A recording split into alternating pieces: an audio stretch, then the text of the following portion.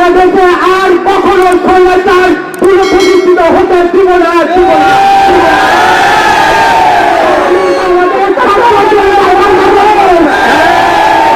বাংলাদেশ সাধারণ মানুষের বাংলাদেশ,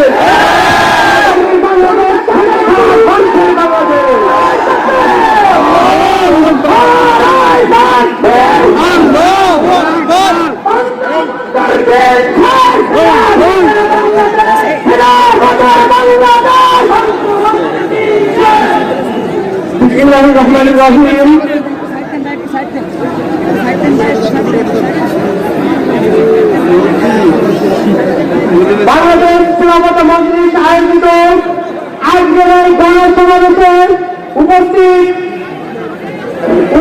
প্রধান অতিথি,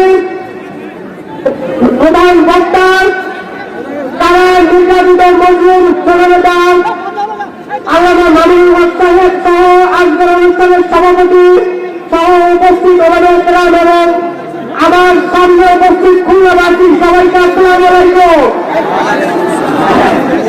আমি আসলে এখানে বক্তব্য রাখার জন্য আসি নাই, আমাদেরকে আমন্ত্রণ জানানো হয়েছে, এই জন্যই আমি আসলাম। এখানে আমাদের ওলামায়ে কেরামগণ বক্তব্য রাখবেন, আমরা মনোযোগ সহকারে আমরা তাদের বক্তব্য শুনব এবং একটি বিষয় আপনাদের সাথে আমরা আনন্দিত। আমরা বলতে চাই এই বাংলাদেশে আর কখনো স্বৈরাচার পুনঃপ্রতিষ্ঠিত হতে দিব না।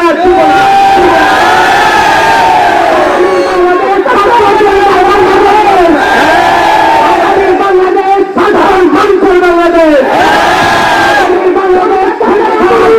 বাংলাদেশ।